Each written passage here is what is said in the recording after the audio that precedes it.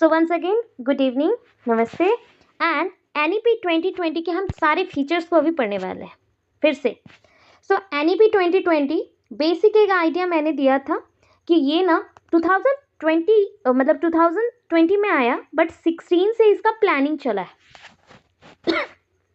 16 से इसका प्लानिंग चला कि 21st सेंचुरी में कोई एक रिवोल्यूशनरी चेंज अगर एजुकेशन सिस्टम में लाना है तो वो 2020 के थ्रू ही पॉसिबल है। It is only possible through education system. तो एजुकेशन सिस्टम में अगर हम चेंज करना चाहते हैं so we have to change our ministry first. हमने मिनिस्ट्री को मूव करवाया, सरप्लस भी बोल सकते हो। कैसे? MHRD का नाम हो गया MOE, ministry of education. Ministry of health resource development अब बन गया मिनिस्ट्री ऑफ एजुकेशन। सो जब हेल्थ रिसोर्स के ऊपर काम करता है तो वो MHRD है, जब वो एजुकेशन के लिए काम कर रहा है तो MOE है, मिनिस्ट्री ऑफ एजुकेशन। हाँ, इसके जो चेयरपर्सन्स रहेंगे या MLA MP जो भी रहेंगे वो अलग अलग होंगे उनके डिपार्टमेंट के अकॉर्डिंग, काम के अकॉर्डिंग, ठीक है। बट अभी पॉइंट देखो, इसके रिलेटेड MCQs भी कल दूंगी मैं, ठीक है, उसे भी पढ़ लेना। ओस्टेट के लिए, ओस्टेट सीटेट के लिए पढ़ लेना, ठीक है। मैं MCQs कुछ दूंगी, अब उसको करना शुरू करना। सो अब देखो फर्स्ट क्या है, this is the first education policy of 21st century. ये 21वीं सदी का सबसे पहला एजुकेशन पॉलिसी है।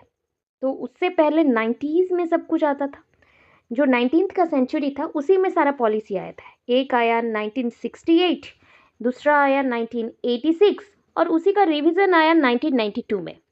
सो these are 19th centuries policies, ठीक है।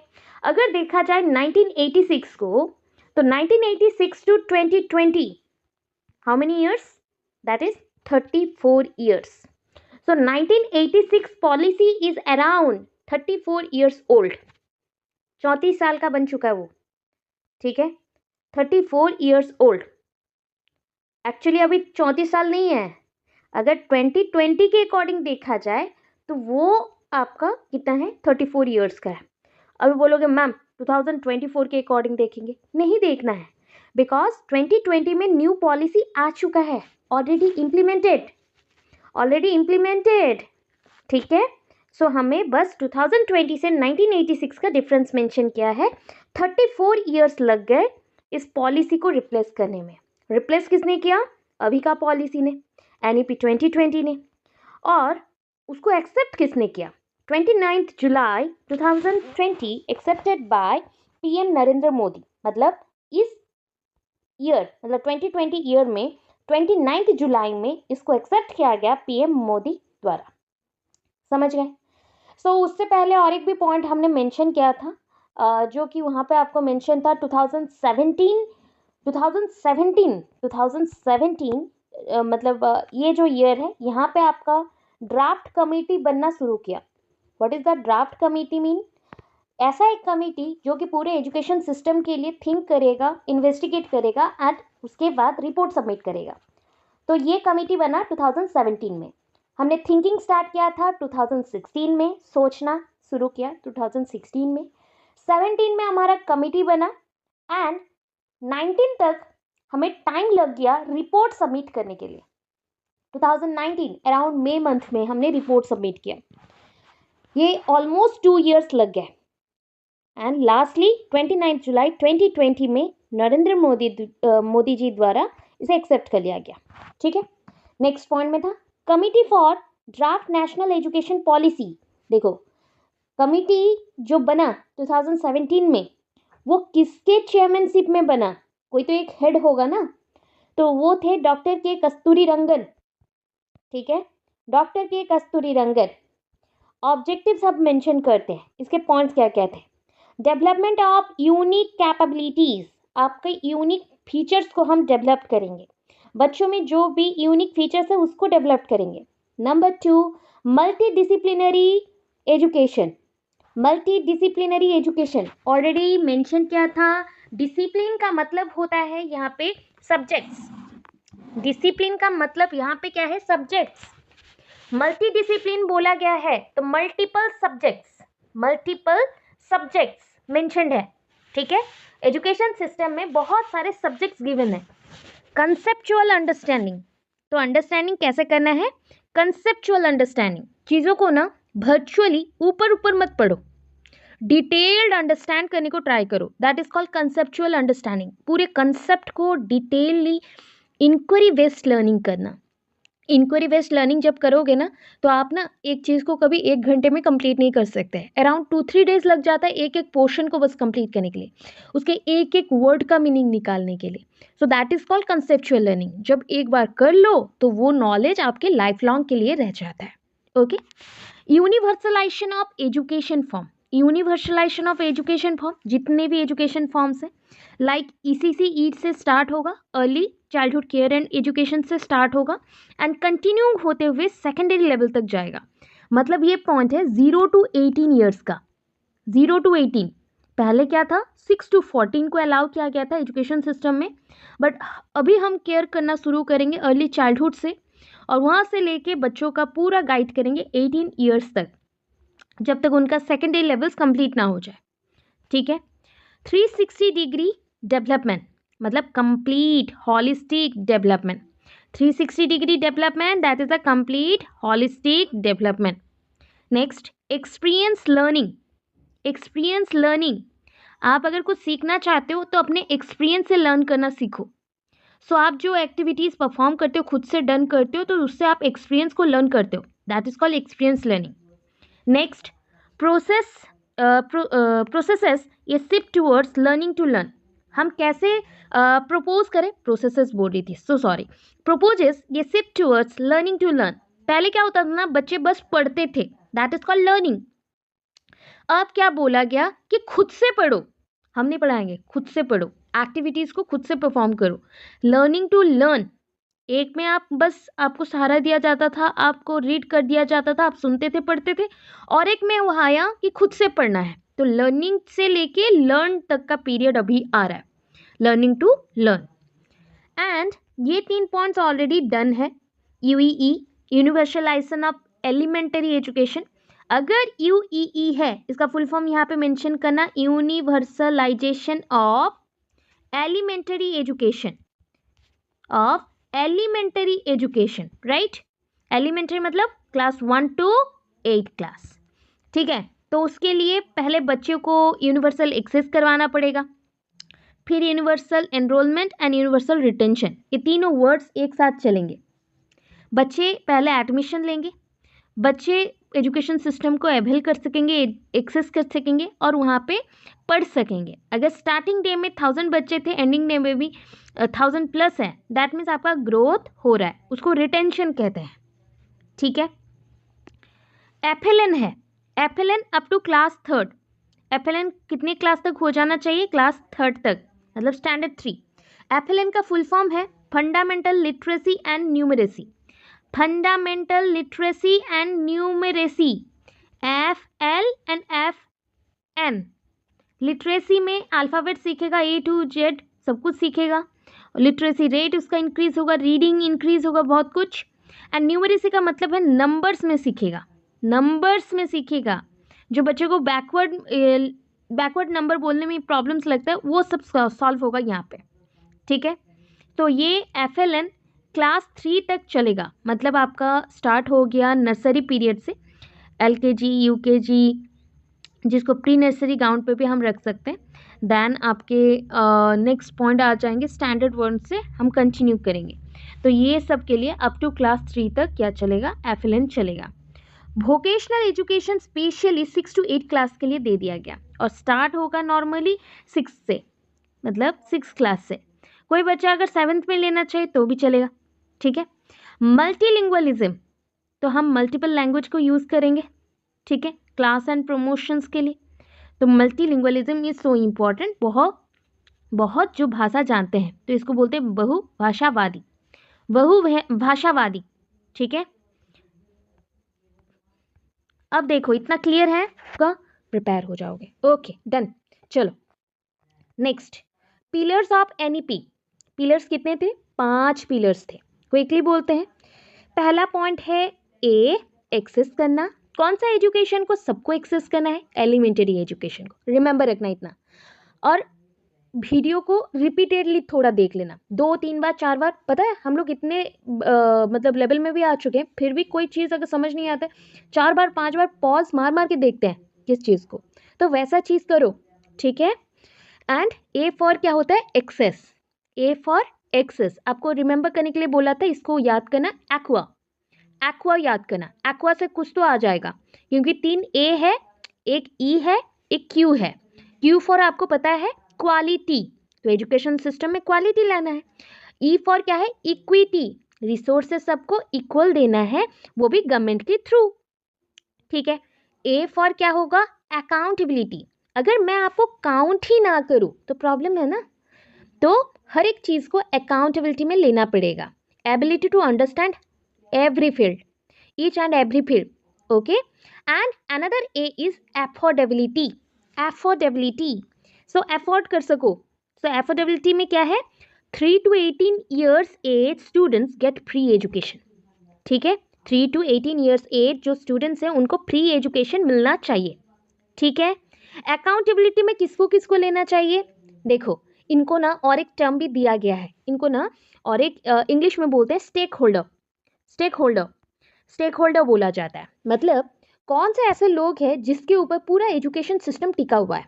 So that is students and teacher, but उसके साथ भी एडमिनिस्ट्रेशन भी है, प्लस गवर्नमेंट भी है, पेरेंट्स भी इन्वॉल्व है, and other staffs also involve है। तो याद रखना इन्हें स्टेक होल्डर बोला जाता है, और इन सारे लोगों को हमें अकाउंटेबिलिटी में रखना पड़ता है, ठीक है। हमने पिलर्स सेट कर लिए, पिलर्स सेट कर लिए, 5 पिलर्स हैं, 5 पिलर्स हैं। चलो आगे चलते हैं, ये भी पढ़ा दिया था, फिर से स्टार्ट कर रही हूँ। ईसीसीई, ईसीसीई क्या है? यूनिवर्सल एक्सेस करना है ईसीसीई को। तो ईसीसीई होता क्या है? Early childhood care and education, early childhood care and education, मतलब कम उम्र के जो बच्चे हैं ना, छोटे छोटे से बच्चे हैं, उनको कैसे आप देखभाल करोगे, वहाँ से आरंभ करके हमें पूरा एजुकेशन तक अप टू 18 ईयर्स एज तक जाना है, ठीक है।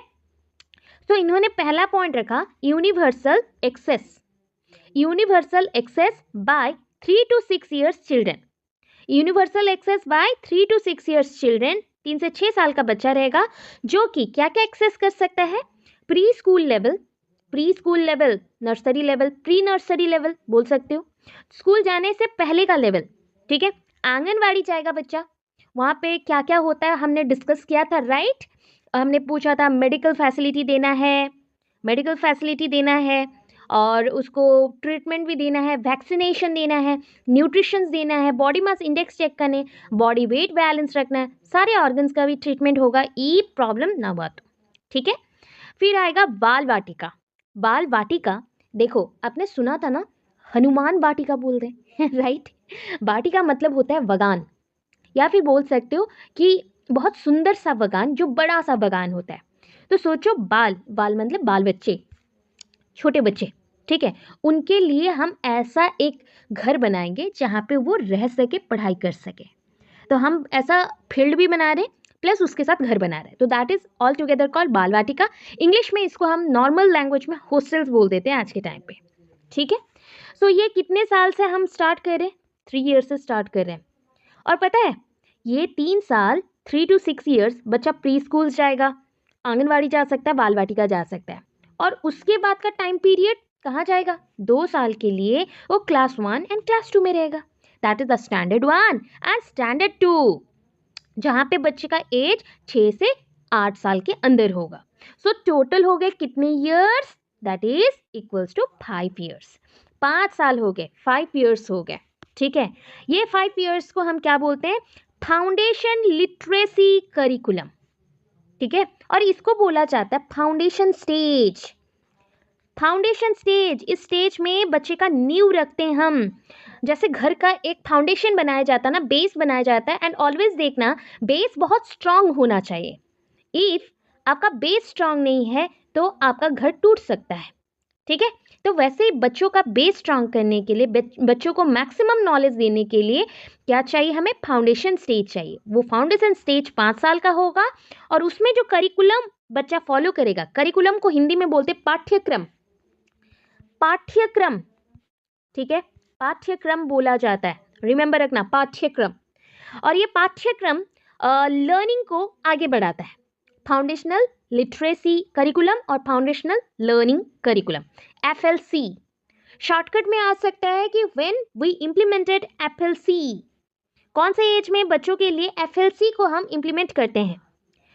ये करिकुलम फ्रेमवर्क जैसे राष्ट्रीय शिक्षा नीति बना, राष्ट्रीय शिक्षा नीति that is a national policy on education, policy को हिंदी में नीति बोला जाता है।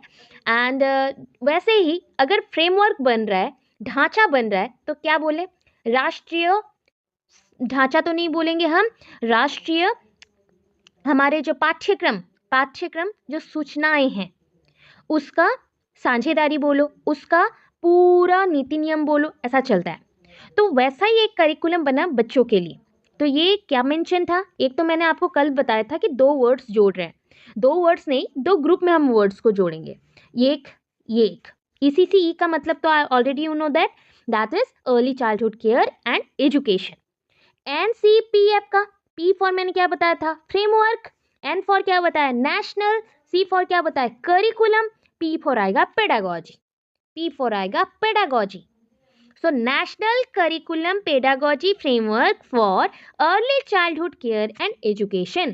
फिर से रिपीट कर रही हूँ इतने बड़े टर्म्स में, that is NCPF ECCE, national curriculum pedagogy framework for early childhood care and education.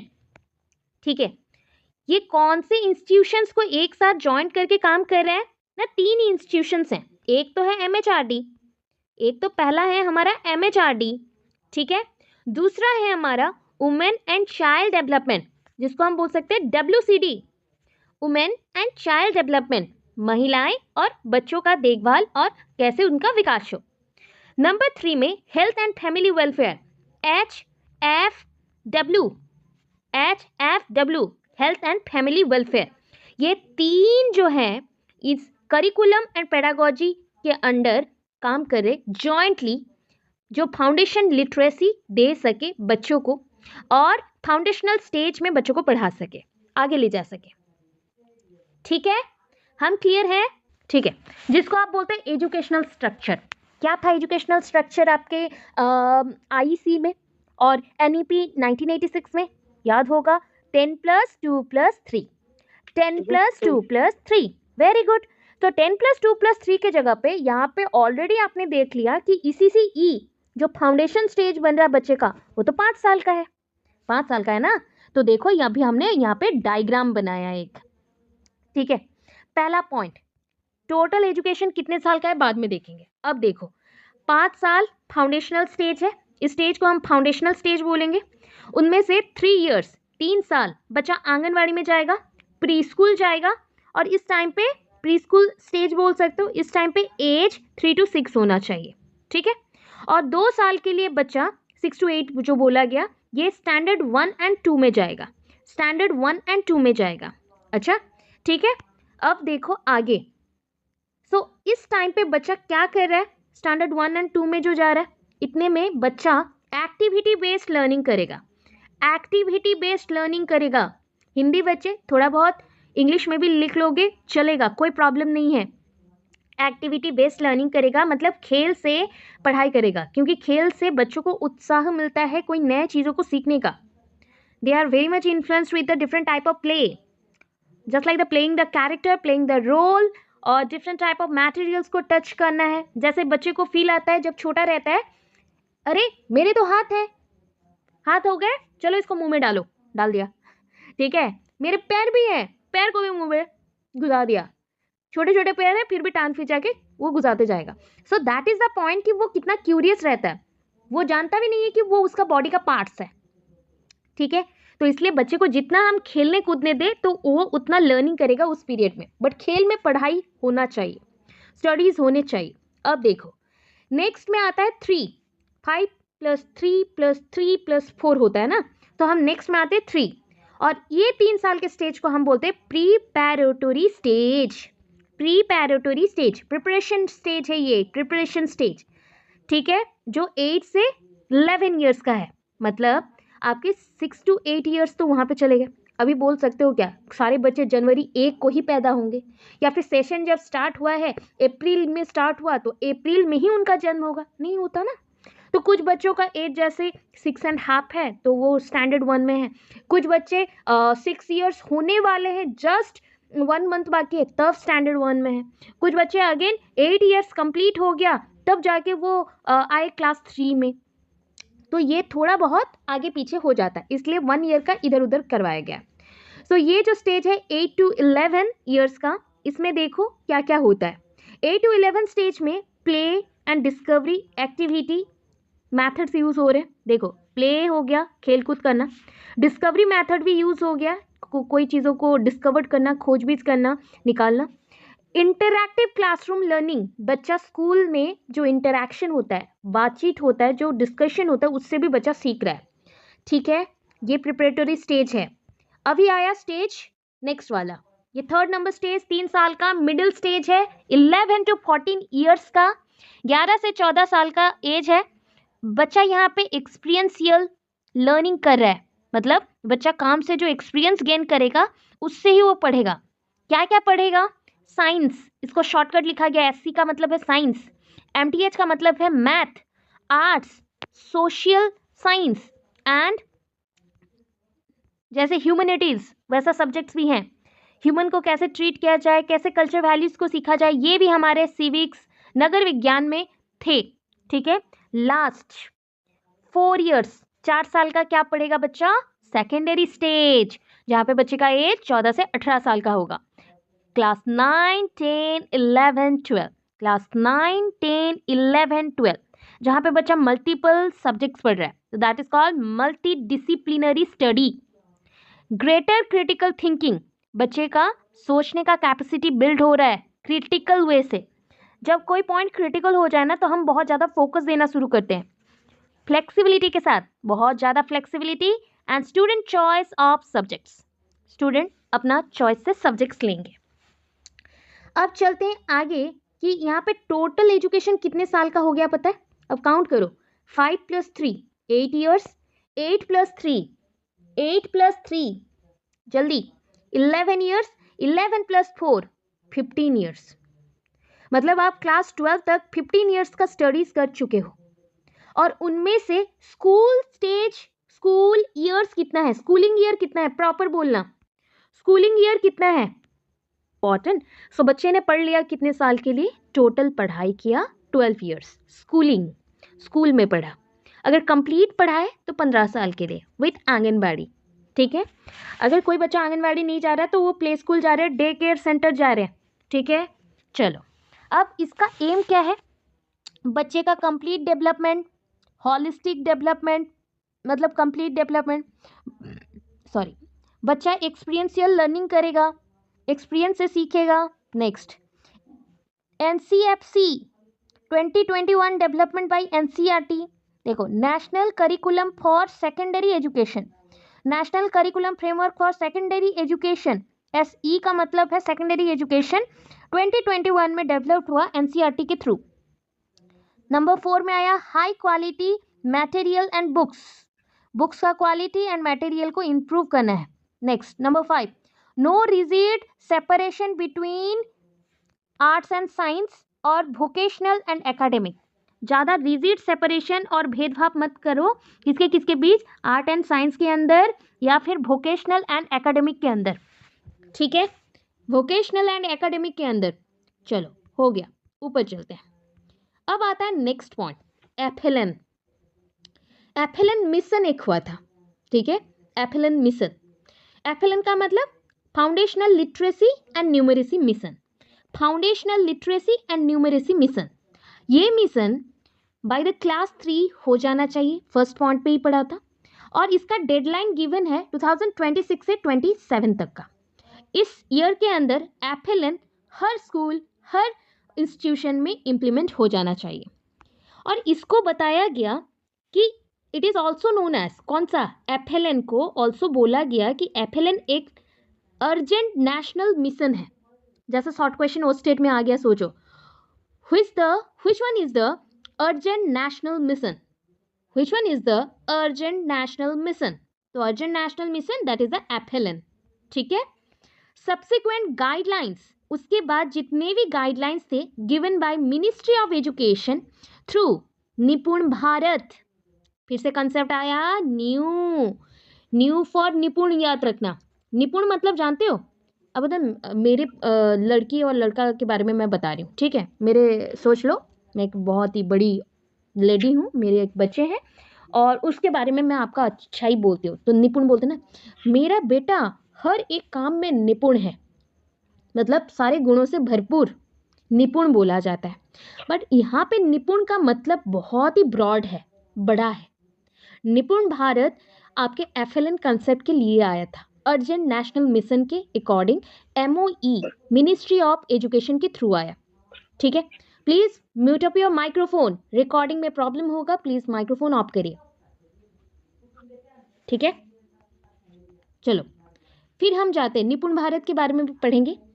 आपके बुक्स में भी ज़्यादा नहीं है, मेरे मतलब आपके इस लेवल के लिए ज़्यादा नहीं है, ना ही क्वेश्चन उसमें आता है। आप जब हायर और भी जाओगे तो उसमें आता है, इसमें नहीं आता है। इसको पूरा कॉपी में नोट डाउन करना, ठीक है, अच्छे से नोट डाउन करना। आप अगर बोलोगे तो चार्ट पेपर में नोट डाउन कर लो, बट करके रख लो, कमिंग 3-4 ईयर्स के लिए ये आपके साथ ही रहेगा। तो ऐसे जगह में नोट डाउन करना जैसे वो गायब ना हो, ठीक है। सो एनईपी 2020 एंड लैंग्वेज के साथ हम एनईपी 2020 का रोल देखते हैं। वही है 3 लैंग्वेज फार्मूला जो एनईपी 1986 में था, प्लस इसमें जोड़ा गया मल्टीलिंगुअल फार्मूला को।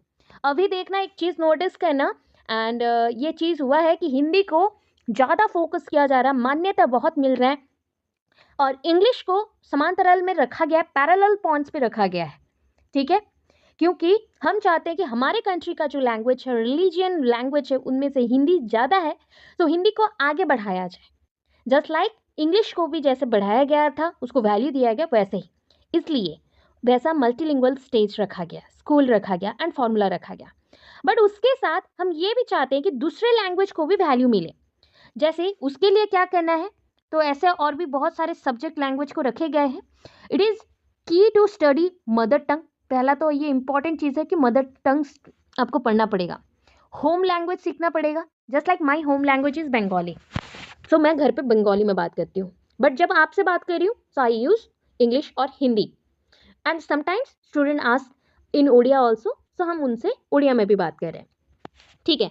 मॉडर्न इंडियन लैंग्वेज में वो सब आ जाएगा। संस्कृत इज इम्पॉर्टेंट, संस्कृत भी बहुत इंपॉर्टेंट है, क्योंकि हमने फिलोसॉफी में ही पढ़ा है, आत्मदेवारे द्रष्टव्य, तो वो सारे संस्कृत पॉइंट्स में है, ठीक है। Classical language, now classical language is just like Sanskrit, Urdu, आपके पर्शियन हो गए या फिर अरबिक हो गया, ये सभी क्लासिकल लैंग्वेज है। तमिल हो गया, तेलुगु हो गया, this are the important classical language जो पहले से चले आ रहे हैं, एंड ट्रेडिशनली इनका वैल्यूज़ बहुत ज़्यादा है। एंड अदर फॉरेन लैंग्वेज, अगर फॉरेन लैंग्वेज बोला गया, नॉट ओनली मीन दैट कि आपको इंग्लिश के बारे में ही बोल रहा है, अभी फॉरेन लैंग्वेज में भी फ्रेंच इंग्लिश भी यूज़ होता है, एंड अभी इंग्लिश में बहुत सारे वेराइटीज़ भी हैं, कौन सी इंग्लिश को पढ़ना है वो भी देखा जाता है। यूएसए इंग्लिश पढ़ रहे हो कि फ्रेंच इंग्लिश पढ़ रहे हो, कौन सा पढ़ रहे हो वो जानना इंपॉर्टेंट होता है। सो बहुत सारे रख दिए गए। एनईपी में बस मेंशन किया गया था, एनईपी 1986 में 3 लैंग्वेज फार्मूला होगा, बट इसमें मेंशन किया गया कि इतने सारे लैंग्वेज इंपॉर्टेंट है, ठीक है। फिर आया एक पॉइंट, देखो, up to grade 5 and preferably till grade 8, 5 से लेके 8 तक, मतलब बोला गया 5 तक हो सकता है, या फिर 5 से अगर बढ़ाना चाहो 8 क्लास तक, medium of instruction will be home language और mother tongue and local language. अगर बच्चों को पढ़ा रहे हो, that may be in English medium also, so आपको राइट है कि आप हिंदी या मदर टंग यूज़ करेंगे उन बच्चों को अच्छे से समझाने के लिए, या लोकल लैंग्वेज यूज़ करेंगे उन बच्चों को अच्छे से समझाने के लिए। समझ आया? उसके बाद आप इंग्लिश यूज़ कर सकते हैं, बाइलिंगुअल क्लासरूम कर सकते हो। आप इंग्लिश में बोलो फिर उसको समझा दो, या उड़िया में बोलो फिर उनकी लैंग्वेज में समझा दो, तो समझाना पड़ेगा। ये क्लास 5 और 8 तक चल सकता है, ठीक है। फिर आया हमारा नेक्स्ट पॉइंट, असेसमेंट। जैसे परीक्षण होता है ना, परीक्षण एक होता है, निरीक्षण एक होता है। तो हमने परीक्षा ले लिया, एग्जामिन कर लिया, तो इवालुएट करेंगे, मूल्यांकन देंगे, तो उसको निरीक्षण भी करेंगे क्योंकि जजमेंट देना है, रिपोर्ट कार्ड बनाना है। सो यहाँ पे कौन सा एग्जाम किया जाएगा? तो regular formative competency based assessment for learning किया जाएगा। सो रेगुलर आपको फॉर्मेटिव कॉम्पिटेंसी बेस्ड एग्जाम लिए जाएंगे, असेसमेंट फॉर लर्निंग किया जाएगा। असेसमेंट फॉर लर्निंग, जब भी फॉर वर्ड आए मतलब फॉर्मेटिव होता है, फॉर मतलब फॉर्मेटिव होता है, एंड फॉर्मेटिव का मतलब होता है कि शॉर्ट ड्यूरेशन में टेस्ट करना। जैसे मैं पढ़ा रही हूँ and in between this subject again मैं क्विकली कुछ कुछ क्वेश्चन पूछते जा रही हूँ सो दैट आप उसका आंसर दे रहे हैं। इसको फॉर्मेटिव असेसमेंट बोला जाता है या फॉर्मेटिव एग्जामिनेशन भी बोल सकते हैं। Next, test higher order skills. अगर आप जैसे हाई स्किल्स ले रहे हो, बड़े बड़े स्किल्स कौशल सीख रहे हैं, तो उसको भी जज करना पड़ेगा, एग्जामिन करना पड़ेगा। NEP 2020 proposed to set up a national assessment center. This is also NAC है, नेशनल असेसमेंट सेंटर। जैसे राष्ट्रीय असेसमेंट मतलब निरीक्षण केंद्र बनाए जाएंगे बच्चों के डिफरेंट पॉइंट्स को जज करने के लिए। और वो जज भी क्या करना है? जज होता है, जैसे हिंदी में बोलते हैं ना जज करने को, तुम परखना सीख लो, परख, ठीक है, रिमेंबर रखना, दैट इज वेरी इंपॉर्टेंट। सारे इंग्लिश वर्ड है बट एक साथ बनते हैं तो जोड़ के अल्फाबेट्स को हमने परख बनाया है। और ये परख किसने बनाया? मैंने नहीं बनाया, ये गवर्नमेंट ने ही बनाया है, ठीक है। NEP 2020 ने ही बनाया है परख वर्ड को, एंड ये किसके द्वारा आया, इंप्लीमेंट हुआ? मिनिस्ट्री ऑफ एजुकेशन के द्वारा, PARAKH। चलो अब हम इसके वर्ड्स देखते हैं। कितने अल्फाबेट्स हैं? 6 अल्फाबेट। P फॉर परफॉर्मेंस, बच्चों का परफॉर्मेंस चेकिंग होगा। A फॉर असेसमेंट करेंगे। R फॉर बच्चों को रिव्यू करेंगे। कौन सी चीज पे रिव्यू करोगे? एनालिसिस पे रिव्यू करेंगे। और कौन सा चीज एनालिसिस करोगे? नॉलेज को एनालिसिस करोगे। अगर नॉलेज को एनालिसिस कर लिया तो बच्चे का पूरा डेवलपमेंट संभव है। So performance, assessment, review, analysis, knowledge, holistic development. Again बोल रही हूँ, performance, assessment, review, analysis, knowledge, holistic development. Correct? चलो नीचे आ जाओ। इसका ऑब्जेक्टिव्स क्या है? कौन से उद्देश्य पे ये काम करेगा? Setting norms, standards and guidelines for assessment evaluation. ये तैयार करता है नियम, नीति नियम, स्टैंडर्ड्स बनाता है कि कौन से स्टैंडर्ड्स में बच्चों को एग्जामिन करना है, इवैल्यूएट करना है, और गाइडलाइंस देता है कि जैसे आपको ओस्टेट का गाइडलाइंस मिला वैसे एग्जाम के लिए, कोई भी एग्जाम के लिए नेशनल लेवल पे ये गाइडलाइंस भी देता है कि इसी रूल रेगुलेशन के साथ आपको एग्जाम में अटेंड करना है। गाइडिंग स्टेट है ये, ठीक है, guiding state and national achievement सर्वे, ये आपके नेशंस को एंड स्टेट को अचीवमेंट जो भी उन्होंने लिया है और किया है उसको सर्वे करेगा। Monitoring learning outcome in the country, ये और भी चेक करेगा कि लर्निंग आउटकम, अगर हम शिक्षित होते हैं, शिक्षण ले रहे हो, उसका जो आउटकम और रिजल्ट आया कंट्री में, कितना रिजल्ट आया, कितने लोग शिक्षित हैं अभी, उसको भी ये सर्वे करता है। चलो अभी नेक्स्ट, बिकॉज इतना है अभी बहुत ज़्यादा है, कोई बात नहीं, देखते हैं कितना टाइम हो गया। हाँ, और थोड़ा सा पढ़ लेते हैं। देखो फिर भी कंप्लीट नहीं हुआ, कितना बड़ा चीज़ है ये, एक्चुअली 100 से 150 पेज का चीज़ है जहाँ पे सिंगल लाइन में आपको बताए जा रहे हैं, बस चीज़ें इतने हैं, ठीक है। एग्जामिनेशन असेसमेंट देख लो। सेंसस असेसमेंट किया जाएगा एट ग्रेड 358। सेंसस असेसमेंट का देखोगे तो 2-3 पेज मिलेगा, बट आपकी बुक में बस मेंशन है सेंसस असेसमेंट, ठीक है। तो वो ग्रेड 3 में होगा, 5 में होगा, 8 में होगा। अगर नहीं जान पा रहे तो मैं बोल दे रही हूँ, बोर्ड एग्जामिनेशन होता था पहले 3, 5, 7 क्लास में होता था। मैंने जैसे 7 क्लास में बोर्ड एग्जाम दिया था, बट उसके बाद बच्चों ने बोर्ड एग्जाम देना ही छोड़ दिया, मतलब नहीं हुआ, गवर्नमेंट ने ही हटा दिया, ठीक है। बट उसको फिर से लाना है 3, 5, 8 क्लास में, ठीक है। No rote learning, please mute up your microphone.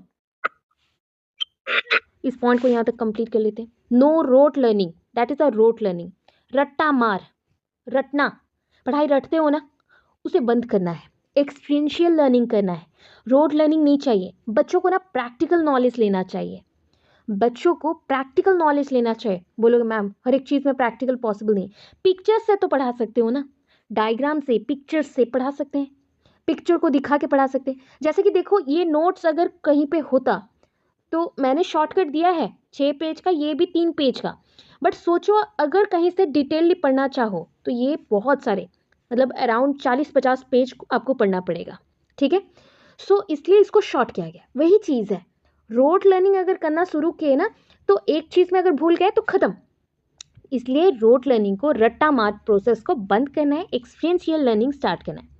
Assessment of core concept, आपको अपने सब्जेक्ट में कितना नॉलेज है, कितना आपने हायर ऑर्डर स्किल सीखा है, कैसे आप उस सब्जेक्ट्स को अपने रियल लाइफ सिचुएशंस में अप्लाई करें, उसको भी एसेस करना है, ठीक है। नेक्स्ट है 10 एंड 12 बोर्ड एग्जामिनेशन होगा। 10 एंड 12 में बोर्ड एग्जामिनेशन पहले भी हो रहा था, हमारे टाइम से ही है और हमारे पहले भी था तो अब भी हो रहा है। फिर ये इन्होंने और क्या क्या, एस्टैब्लिशमेंट ऑफ NETF, ठीक है। NETF टीचर्स के लिए है, बस इतना याद रखो NETF, उसका डिटेल नीचे है NETF। फिर और क्या करना है, 360 डिग्री इवैल्यूएशन, मतलब कंप्लीट इवैल्यूएशन। मैंने कल भी समझाया था, अगर मैं एक स्केल से इतना खींचती हूँ, इसे बोलते हैं 180 डिग्री, अगर मैं पूरा रोटेट कर दी तो दैट इज 180 डिग्री, ऐड कर लो 360 डिग्री। तो एक पर्सन को कंप्लीटली चारों तरफ से जज करने को बोला जाता है 360 डिग्री इवैल्यूएशन। नेक्स्ट होता है सेल्फ असेसमेंट, आपको इतना शिक्षित बनाना है जैसे आप खुद के नेगेटिव पॉजिटिव सारे पॉइंट्स को जज कर सके, that is called self assessment. और इवैल्यूएशन, पीयर इवैल्यूएशन, एक दूसरे को जज करना, जैसे आप सब कलीग हैं, सो आप किसी और का स्टडीज़ को जज कर रहे हो, वो कैसे पढ़ा रहे हैं, क्या मॉडिफिकेशन चाहिए, वो सब जानना, और दूसरा पर्सन भी आपको वैसे ही करेगा। तो इससे क्या होता है, जो हमारे अंदर गलत चीज़ें हैं, गलतियाँ कर रहे हैं, वो सुधर जाएंगे। टीचर इवैल्यूएशन, टीचर भी आपको इवैल्यूएट करेंगे, ठीक है। सो इतना पॉइंट करो। इंक्लूसिव से कल का मतलब कंटिन्यू करेंगे, सोचा था आज कंटिन्यू होकर ख़त्म हो जाएगा बट नहीं हुआ, और भी है, सो कोई बात नहीं, कल कंटिन्यू करेंगे। इतना हम क्लियर हैं। इवैल्यूएशन है जहाँ पे टीचर अपने बच्चों को इवैल्यूएट कर सकता है, उनके नीड के अकॉर्डिंग, पॉइंट्स के अकॉर्डिंग, डिटर्मिनेंट्स के अकॉर्डिंग कर सकता है। क्या हम यहाँ क्लियर, वर्ड में ही छुपा है इंक्लूड करना। तो सोच लो, ये एक मैंने सोसाइटी का रेंज बता दिया, ठीक है, एक सोसाइटी का रेंज है। सोसाइटी में हर टाइप के इंसान यहाँ पे रहते हैं, ठीक है, ABC मैंने सब कुछ मेंशन कर दिया, DE। सो कुछ लोगों को अगर हम कैरेक्टर वाइज, उनके फिजिकल जो अपीयरेंस है उस वाइज, या फिर रिच एंड पुअर, गरीब है और धनी है उस बेसिस पे, या फिर एजुकेटेड है, एजुकेटेड नहीं है, इलिटरेट, लिटरेट के बेसिस पे अलग अलग कर दे, या फिर उनको हम सोसाइटी में लोगों को इंक्लूड करें जो कि हाई प्रोफाइल वाले हैं, हाई स्टेटस वाले हैं, रिच वाले हैं और एजुकेटेड हैं, इन लोगों को रख रहे, बाकी लोगों को हटा दे रहे, तो इसका मतलब है वो इंक्लूसिव नहीं हुआ, इंक्लूसिव बिल्कुल नहीं हुआ, वो एक्सक्लूड हो गया, एक्सक्लूड हो गया। उससे दारिद्र्य सीमा रेखा बनता है, मार्जिनलाइजेशन होता है, स्टेरियोटाइप्स की बातें आती हैं। जब हम सारे लोगों को, सारे बच्चों को एक ही जगह, एक ही छत के नीचे स्टडी देते हो, लर्निंग करते हो और पढ़ाते हो विद देयर नीड्स, तो उसको इंक्लूसिव कहा जाता है। समझ गए? इंक्लूसिव का मतलब है इंक्लूड करना। इंक्लूड में कौन कौन से ग्रुप आएंगे? सोशियो इकोनॉमिकली डिसएडवांटेज ग्रुप, जो सामाजिक के तौर पे भी, समाज के बेसिस पे भी और इकोनॉमिक कंडीशन के अकॉर्डिंग भी बहुत ही वीक हैं, पुअर हैं, गरीब हैं, डिसएडवांटेज्ड हैं, उन लोगों को इस ग्रुप में रखा गया। जेंडर आइडेंटिटीज़, जिनको अपने जेंडर के साथ मतलब बहुत सारे प्रॉब्लम्स हैं या कंफ्यूजन रहता है उनको आइडेंटिटी को लेके, जैसे ट्रांसजेंडर्स, ए जेंडर्स, पेन जेंडर्स, बहुत पैटर्न के जेंडर्स हैं। ऐसा मत बोलो कि बस 2 ही जेंडर होते हैं, तो वो नहीं है, बहुत पैटर्न के हैं। LGBTQ+ भी है, बहुत कुछ है, बाइसेक्सुअल, लेस्बियन, ट्रांसजेंडर, गे, क्वेयर ग्रुप, क्वेश्चनियर ग्रुप, तो बहुत सारे हैं। तो उन सबको, जिनको भी अपने आइडेंटिटी को लेके डाउट रहता है या फिर वो ढूंढ नहीं पाते और सोसाइटी उसको एक्सेप्ट नहीं करना चाहता, उनको भी हम इसी ग्रुप के अंदर रह के पढ़ाएंगे, ठीक है, उनको भी यहाँ पे इंक्लूड किया जाएगा। नेक्स्ट है socio cultural identities. Socio cultural identities वालों को भी यहाँ पे इंक्लूड कर देते हैं। देखो, जैसे स्टार्टिंग क्लास में हमने क्या किया, राधे राधे बोल दिया, तो कुछ लोग बोले कि जय जगन्नाथ बोलते हैं, तो मैंने एक पॉइंट बोला कि सारे भगवान एक ही हैं, जहाँ पे भी जैसे बुला लो, सारे भगवान को प्रणाम कर लेना चाहिए, ठीक है। तो वो चीज़ है कि कल्चरल बेसिस पे भी लोग हमें भेदभाव करते हैं, but if educated person he cultural basis पे भेदभाव करने लगे तो सिमिलैरिटीज़ कैसे आएंगे, इक्वालिटीज़ कैसे आएंगे, और कैसे हम पूरी सोसाइटी को लिटरेट बनाएंगे, इलिटरेट से लिटरेट में कन्वर्ट करेंगे। सो सोशियो कल्चरल आइडेंटिटी भी बहुत ही इम्पॉर्टेंट है, मतलब सामाजिक तथा कला संस्कृति के बेसिस पे और उसके ऊपर हम जो परिचय बनाते हैं लोगों का, वो भी इम्पॉर्टेंट होता है। लोगों को भेदभाव नहीं करना चाहिए। जियोग्राफिकल आइडेंटिटीज़, जैसे आप कहीं और रहते हो, मैं कहीं और रहती हूँ, but we are in okay we are in same country, हम सेम कंट्री में हैं बट अलग अलग जगह से बिलोंग करते हैं, बट अभी उड़ीसा में रह के ही पढ़ाई कर रहे हैं, तो क्या हम अलग हो गए? नो, हमें वैसा भी भेदभाव नहीं करना चाहिए। जियोग्राफिकल मतलब भौगोलिक अवस्थान, जियोग्राफिकल एरिया बेसिस होता है, तो एरिया बेसिस भी परिचय अलग अलग हो जाते हैं कभी कभी, बट हमें एजुकेशन एक ही साथ लेना चाहिए। देन है सोशियो इकोनॉमिक कंडीशन, ऑब्वियस है, सोशियो इकोनॉमिक कंडीशन के बेसिस पे तो बहुत भेदभाव है, क्लासिज्म है, क्लास बन गए हैं सोसाइटी में बहुत सारे। अभी देखो डिसेबिलिटीज़, पता है जो मतलब आपका आया RPWD आया, ठीक है, मतलब right to education act for आपके फिजिकली जो डिसेबल्ड हैं, मतलब हम बोलते हैं persons with disabilities act, right to education of persons with disability act RPWD के बेसिस पे बताया गया है अभी तक 21 डिसेबिलिटीज़ को इसके अंडर रखा गया है। 21 तरह के विकलांग लोगों को यहाँ पे रखा गया है, डिसेबल्ड पर्सन्स को रखा गया है, ठीक है। जैसे कि उनको क्या करना चाहिए, ये 2016 में ये एक्ट आया था, उसके बेसिस पे ही 2016 से सोच लो 2020 में ये NEP 2020 आया है, तो उसमें क्या क्या चाहिए। अगर जेंडर इंक्लूजन करना है, गर्ल्स एंड बॉयज़ को एक जगह पढ़ाना है, ट्रांसजेंडर्स को एक जगह पे पढ़ाना है, तो क्या करना है, जेंडर इंक्लूजन करेंगे, जेंडर को उसमें डाल दो, भेदभाव मत करो। इंक्लूजन फंड स्कीम बनाएंगे जिसमें गवर्नमेंट एंड हम जैसे टैक्स भरते हैं तो उसमें इंक्लूजन फंड्स रखे जाएंगे और उस फंड्स को हम एजुकेशन सिस्टम में यूज़ करेंगे। Building free standard boarding facilities, देखो जिनको घर पे रह के पढ़ने का कोई सुविधा नहीं है, ऑर्फन चाइल्ड है और रास्ते में सोते हैं, उनके माता पिता एक्सीडेंटली मर गए हैं या फिर कोई भी टाइप का विकलांग है, तो उन लोगों के लिए भी हम बोर्डिंग फैसिलिटीज़ रखेंगे, जैसे हॉस्टल फैसिलिटीज़ होता है। नेक्स्ट पॉइंट आता है स्ट्रेंथनिंग KGBBs। KGBB क्या होता है? कस्तूरबा गांधी बालिका विद्यालय, कस्तूरबा गांधी बालिका विद्यालय। सो कस्तूरबा गांधी बालिका विद्यालय के बारे में ऑलरेडी आप पढ़ चुके हैं 1992 NEP में। कस्तूरबा गांधी बालिका विद्यालय ये कहाँ है? ST SC बालिकाओं के लिए भी है, मतलब women's categories and ST SC लोग के लिए था, माइनॉरिटीज़ ग्रुप के लिए भी था। इन सबको यहाँ पे पढ़ाया जाएगा इस टाइप के स्कूल्स में। वो भी 25% रिजर्वेशन रहता था आपके ST SC बच्चों के लिए। अप टू 12 क्लास तक का एजुकेशन इसमें दिए जाएंगे। और क्या है? Building additional KVs and JNVs। पता है अभी बहुत सारे KVS और JNVs मतलब आपके जो नवोदय विद्यालय है, जवाहर नवोदय विद्यालय हैं और आपके केंद्रीय विद्यालय संगठन हैं, और उसके माध्यम से ये किया गया है कि एजुकेशन कम पैसे में कैसे दिए जाए, वो भी standard education with 3 language formula and English medium जैसा पूरा स्टैंडर्ड रहेगा, और इंग्लिश मीडियम ही है स्कूल बट 3 लैंग्वेज फार्मूला के साथ यहाँ पे पढ़ाया जाता है। और एजुकेशन में वही 25% रिजर्वेशंस भी है। सो इस टाइप के स्कूल्स को आगे बढ़ाने के लिए बहुत सारे स्कूल्स अभी और ओपन होंगे, सो जैसे बच्चे ज़्यादा से ज़्यादा पढ़ सके। बाईसाइकिल का फैसिलिटी दिया जाएगा, जैसे गर्ल्स को, ट्रांसजेंडर्स को बाईसाइकिल चाहिए तो स्टाइपेंड जैसे मिलते हैं, स्कॉलरशिप मिलते हैं। अभी ना गवर्नमेंट स्कूल्स में जैसे बाईसाइकिल के साथ साथ ड्रेसेस भी दिए जाते हैं, स्कूल यूनिफॉर्म्स, बैग्स दिए जाते हैं, कपड़े मतलब ऐसे ही बैग्स हो गए, यूनिफॉर्म्स हो गए, और हमारे जैसे हो गए आपके बुक्स भी दिए जाते हैं। सो फ्री बुक्स भी मिल जाते हैं, बट इंग्लिश मीडियम स्कूल में फ्री बुक्स नहीं मिलते, बट गवर्नमेंट में मिल जाता है, तो ये सब फ्री में दिया जाता है विद स्टाइपेंड भी है। और जो बच्चा 90% वाला बच्चा है तो उनको स्कॉलरशिप फैसिलिटीज़ भी दिए जाएंगे। उसके साथ हम ध्यान देंगे सैनिटेशन में एंड टॉयलेट ब्लॉक्स में, मतलब साफ़ सुथरा पानी, साफ़ सुथरा जगह, और टॉयलेट ब्लॉक्स भी साफ़ सुथरा रहेगा, जैसे इन्फेक्शंस में ज़्यादा बच्चे बीमार ना पड़े और ना ही वो स्कूल छुट्टी ले। ठीक है, ये इंक्लूसिव का बहुत सारा पॉइंट्स था। अब और थोड़ा सा है क्या हम यहाँ तक सपोर्ट फॉर गिफ्टेड स्टूडेंट, अभी तक हमने बात किया कि इंक्लूड कर लो बच्चों को, अभी हमने बात किया एस टी एस सी को भी पढ़ा लो, ट्रांसजेंडर्स वालों को भी पढ़ा दो, बहुत कुछ बात कर लिया। अब पॉइंट आता है कि गिफ्टेड स्टूडेंट्स जिनका IQ है 140 प्लस और जो जिनका IQ 120 प्लस भी है, वो सारे भी गिफ्टेड कैटेगरी में आ जाते हैं इंडिया में। सो इन बच्चों को पढ़ाना बहुत इंपॉर्टेंट है बिकॉज वो हमारे फ्यूचर हैं।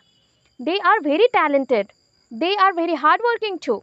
जो टैलेंटेड बच्चे होते हैं वो बहुत ही हार्ड वर्किंग होते हैं, वो टायर्ड जल्दी नहीं होंगे, वो ऑलवेज पढ़ाई के साथ साथ दूसरे कामों में भी रहते हैं, ठीक है।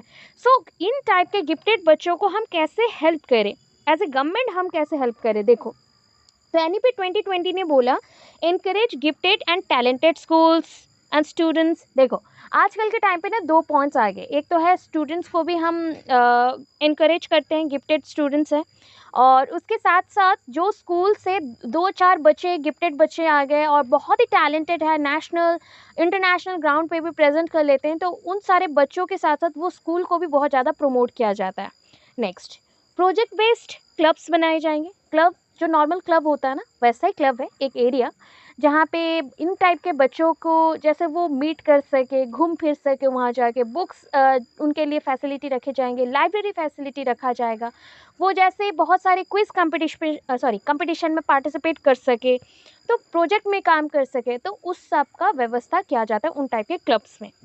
Olympiads and competitions across the country, ये तो आप लोग भी गए होंगे अपने स्कूल टाइमिंग में, और इसको अभी बढ़ा दिया गया है। एवरी ईयर अभी इसे कंडक्ट किया जा रहा है, कुछ ना कुछ कंपटीशन, जैसे कोई भी ऑकेजन आता है तो कुछ ना कुछ हम लोग क्विज कंपटीशन, एग्जीबिशन, अभी एग्जीबिशन का पीरियड है, today's period is now exhibition period totally. अभी नवंबर से अप टू जनवरी तक जो पीरियड था वो एग्जीबिशन पीरियड रहता है स्कूल्स में, कॉलेजेस में, जहाँ पे भी देख लो। उसके बाद दिसंबर के लास्ट से जनवरी में रहता है स्पोर्ट्स पीरियड रहता है, स्पोर्ट्स पीरियड रहता है। तो ये सब क्यों होता है, क्योंकि जो टैलेंट से वो निकल के आए, कोई पर्सन एजुकेशन में नहीं हो तो वो मे भी हो सकता है स्पोर्ट्स में आगे हो जाए, कोई बच्चा स्पोर्ट्स में भी आगे नहीं है तो इंडोर गेम्स में भी सही हो जाए, तो ऐसा रहता है। सो ओलंपियाड्स एंड कॉम्पिटिशन्स को कंडक्ट किया जाएगा, ठीक है, अक्रॉस दी कंट्री, पूरे कंट्री में। NCERT and NCTE will develop guidelines.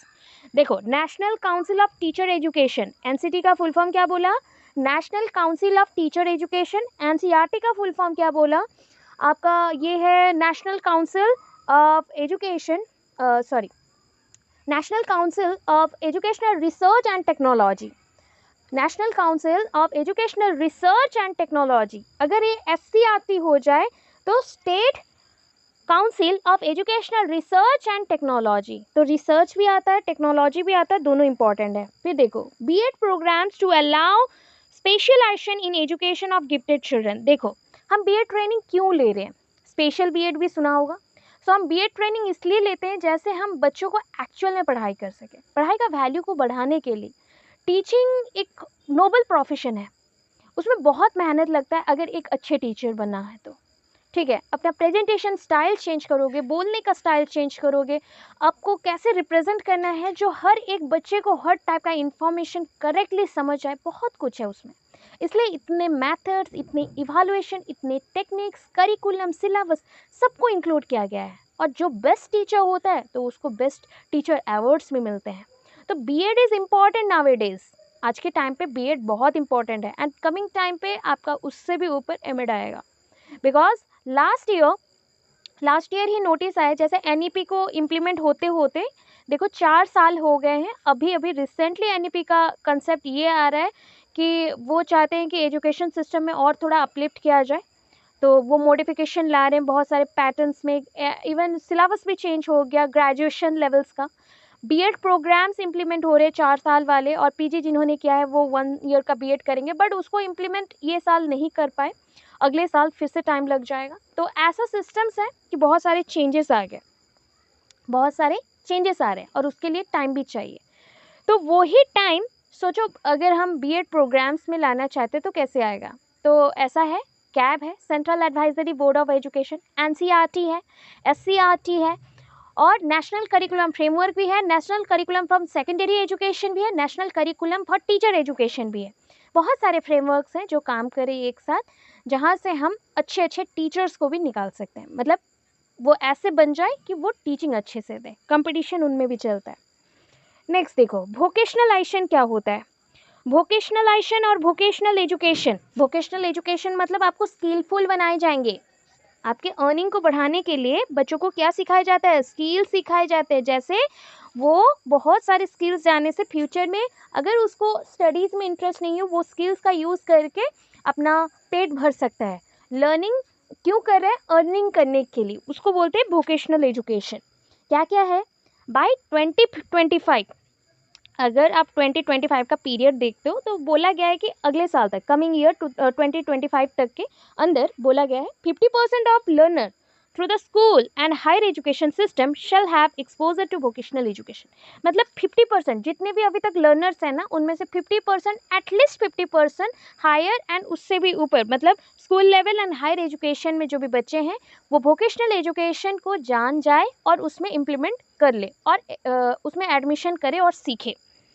Next है 10-day bagless period sometimes during grades 6 to 8। देखो 6 क्लास से 8 क्लास के अंदर बैगलेस पीरियड बनाए जाएंगे 10 दिनों के लिए। मतलब क्या होता है ना, बच्चे बोर हो जाते हैं बैग ले लेके, बहुत भारी हो जाता है, बहुत से बुक्स बन गए हैं, बहुत स्टडीज़ हो गया, 6 to 8 में ही बड़े बड़े क्लास वाले सब कुछ आ जाते हैं, तो बच्चा परेशान हो जाता है। तो 10 दिन का ऐसा टाइम पीरियड रहेगा जहाँ पे किताब लेना ही नहीं है, बैग लेना ही नहीं है, बट स्कूल जाने हैं, ठीक है।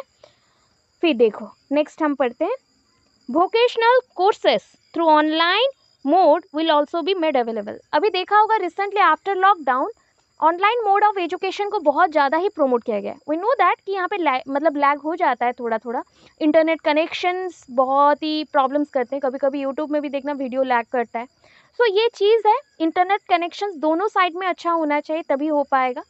और बट कोर्सेज को अवेलेबल करवाया गया है आपके, और उसके साथ एक अवेलेबिलिटी और भी रहता है, देखना जहाँ पे भी आप कोर्स ले रहे हो उस कोर्स के साथ मेंशन होता है कि आपको वीडियोस भी मिल जाएंगे जो कि लैग वाला नहीं रहता है, नॉर्मल रहता है, उसमें कोई इश्यूज नहीं होते हैं, तो आप उसको देख के पढ़ के सीख सकते हो। तो ऐसे कोर्सेज भी अवेलेबल करवाए जाते हैं ऑनलाइन मोड पे। फिर एक important vocational knowledge development app आया जिसके थ्रू हम बच्चों को पढ़ा सकते हैं, मतलब स्टूडेंट्स को फ्री में इसको पढ़ना है, एक्सेसिबल है। और जितना मुझे पता है कि multimedia is important nowadays, because कहीं पे भी आप चाहते हो पढ़ना, कोई चीज़ों को सीखना चाहते हो, इवन यू आर इन मतलब आप काम कर रहे हो या फिर कुकिंग कर रहे हो, फिर भी आप एक वीडियो लगा के देख देख के कुछ ना कुछ सुनते रहते हो। तो वैसा ही चीज़ है, बच्चा कहीं पे भी खड़ा हो, कोई भी मोमेंट पे हो, वो ऑनलाइन पढ़ सकता है, तो इसलिए ये सिस्टम रखा गया है।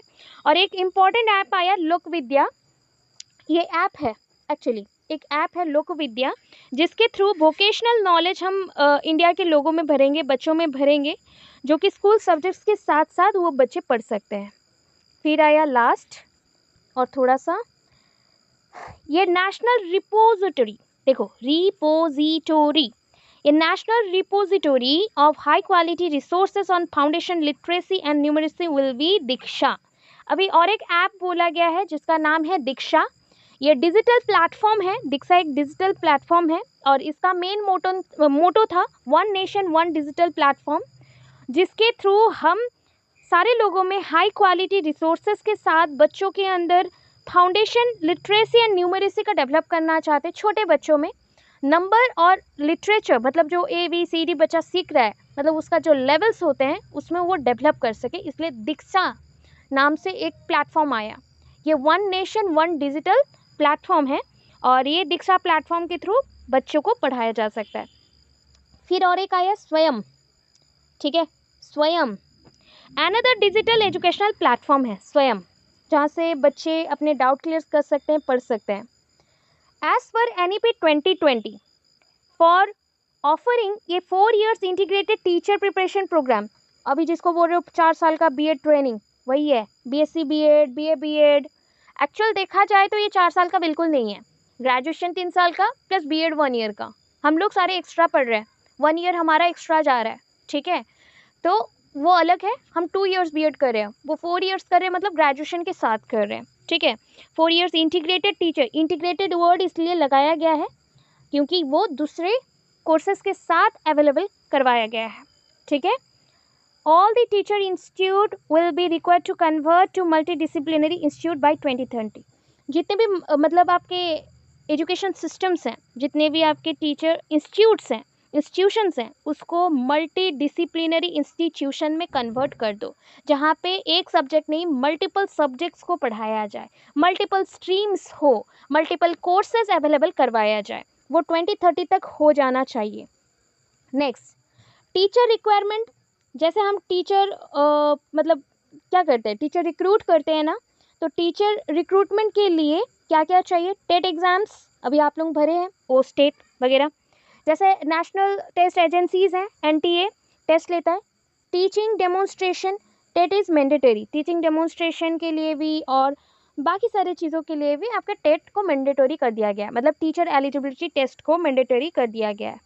Minimum 50 hours of in service training और in service training per teacher per year होना चाहिए। एक साल में 50 घंटे का इन सर्विस ट्रेनिंग एक टीचर को लेना ही पड़ेगा, ठीक है। Last point, national professional standard for teacher by 2022। देखो, अगर हमने इतना कुछ कर दिया तो जैसे टीचर्स का भी जो ग्रेड पे लेवल्स हैं और जो उनको सैलरी मिलता है उसमें भी स्टैंडर्डाइज करना पड़ेगा, बढ़ाना पड़ेगा।